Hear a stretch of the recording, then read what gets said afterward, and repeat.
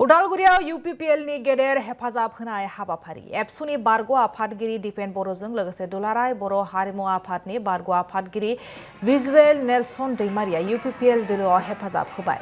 बे हाबाफारियावबो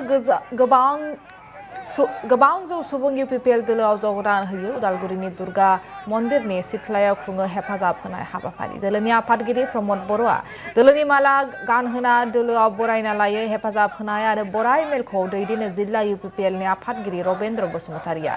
आं आसामनि गासै समाजनि जौगाथायनि थाखाय खामानि मावगोन। बिटिसिनि बिसायख'थियाव UPPL नि जेननाया दोलोनि दाय गैया। गुबुन दोलोआ नंखाय बुंनानै आरो सिगि सग' खालामनानैसो देरहालांदों। UPPL दोलोआव हेफाजाब होना बे बिबुंथि दिपेन बर'नि।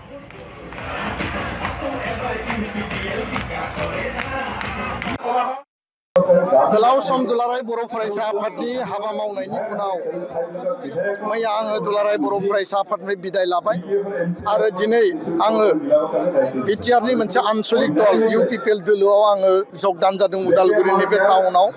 आरो बेखायनो आङो बे खोथाखौ स्पष्ट बुंनो नागिरो जे बर' हारिनि थांना थानाय आरो गुबुन गुबुन हारि माहारिनि जिखिनि जेंना जेंसि दङ, बर' गोजोन गोरोबथानि मोनफ्रोमबो दफाखौ आखरे आखरे मावनांगौ।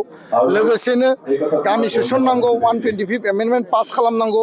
जि खामानिखौ गणतान्त्रिक भाबै बायजोआव थानानै मावबाय, बे खामानिखौ सिङाव थांना सिस्टेमाव थांनानै सरकारजों जुजिनानै गिबि मन्थ्रिजों रायज्लायनानै नारसिननानै बेखौ समाधान खालामनांगौ आंनि कर्तब्य। आरो बेखायनो बे कर्तब्यखौ आङो पालन खालामनो थाखाय, रायजोखौ सिबिनो थाखाय, समाजखौ सिबिनो थाखाय आरो राजनितिक सामाजिक भाबै रायजो राजानि जौगानायनि खामानि मावनो, गोरिब गुन्द्रानि जौगानायनि खामानि मावनो थाखाय आं आवगायबोदों। रायजो राजाया बिसास लाखि, आं रायजो राजानि सायाव बिसास दङ आरो रायजो राजाखौ बिसासाव लानानै गोरिब गुन्द्रानि न'आव थांगोन, रायजो राजानि न'आव थांगोन, न'खर न'खर थांगोन। आरो आङो बे खोथाखौ स्पष्टयै बुंदों जे उदालगुरियाव मेडिकेल कलेज हस्पिटाल गायसननांगौ, उदालगुरियाव इउनिभार्सिटि गायसननांगौ, उदालगुरियाव इन्जिनियारिं कलेज गायसननांगौ।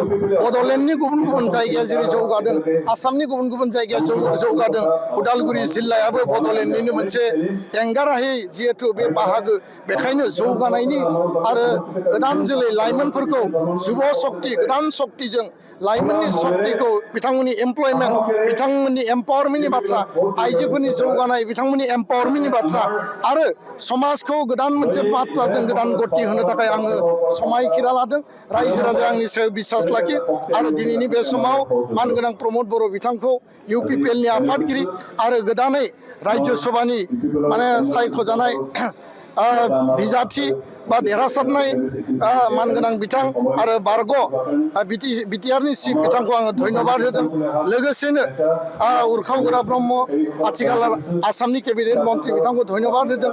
आरो लोगोसेनो रोनगोरा नार्जारि, आथिखालाव राज्य सभानि MP, लोगोसेनो मानगोनां गबिन्द बसुमतारि, बारग' डेपुटि चिफ आरो उदालगुरि समस्तिनि मानगोनां MLA बिथांखौ आं धन्यबाद होदों। बिथांमोना आंखौ गावनि दोलोआव बजबनानै लाबाय। फैबाय थानाय समाव हारिनि स्वार्थनि थाखाय, समाजनि स्वार्थनि थाखाय, प्रत्येक रायजो राजानि स्वार्थनि थाखाय आङो गोसो होसारनानै हाबा मावगोन। UPPL हान्जानि थाखाय जोबोद मोजां खौरां। गोलाव सम बर' हारिखौ दैदेनबोनाय बर'नि मोनसे माहारि आफादाव गोलाव सम